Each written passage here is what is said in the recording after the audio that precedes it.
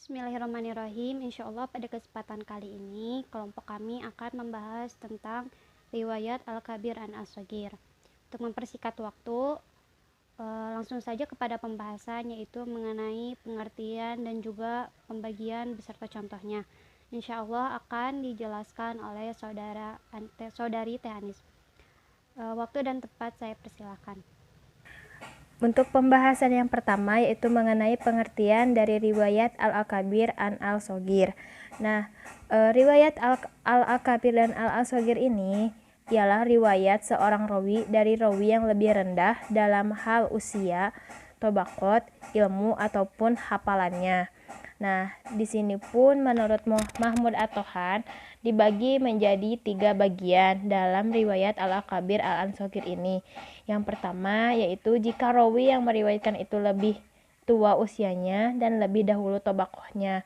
Yang ketiga yaitu jika rawi yang meriwayatkannya itu kemampuannya lebih tinggi dan dari segi hafid dan alimnya.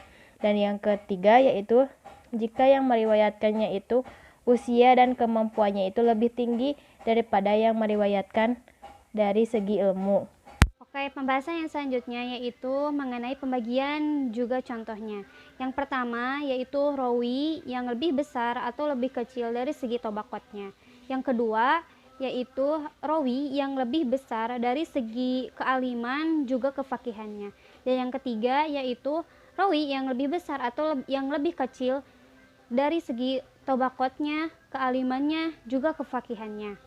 Menurut Mahmud At-Tohan, manfaat dari riwayat Al-Kabir an As-Shaghir ini yang pertama yaitu agar terhindarnya dari prasangka orang yang diberi riwayat itu lebih tinggi dan lebih utama dari orang yang meriwayatkan. Yang kedua yaitu agar supaya terhindar dari dugaan terjadinya penukaran di dalam sanad.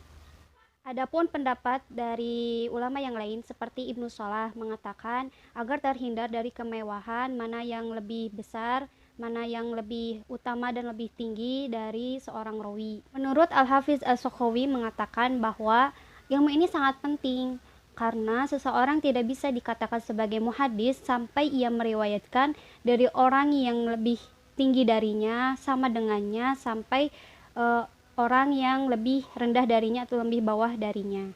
Maka dapat disimpulkannya dari presentasi kali ini bahwasannya riwayat Al-Akabir Al-Shaghir ini ialah riwayat seseorang yang berasal dari seseorang yang lebih muda usianya, lebih rendah kedudukannya, ilmu dan hafalannya. Nah, riwayat Al-Akabir Al-Shaghir ini juga dibagi menjadi 3 bagian. Yang pertama dilihat dari sisi usia dan tobaqohnya. Yang kedua dilihat dari sisi hafalan dan kealimannya, dan yang ketiga yaitu dilihat dari sisi keduanya, yaitu dari sisi usia tobaqoh serta dari sisi alim dan hafalannya. Mungkin hanya itu saja yang dapat kelompok kami sampaikan. Mudah-mudahan apa yang kelompok kami sampaikan ini bermanfaat untuk kalian semua, khususnya untuk kami berdua selaku presentator pada presentasi kali ini. Dengan itu ditutup dengan doa Rabbana atina fid dunya hasanah wa fil akhirati hasanah wa qina adzabannar. Wassalamualaikum warahmatullahi wabarakatuh. Terima kasih.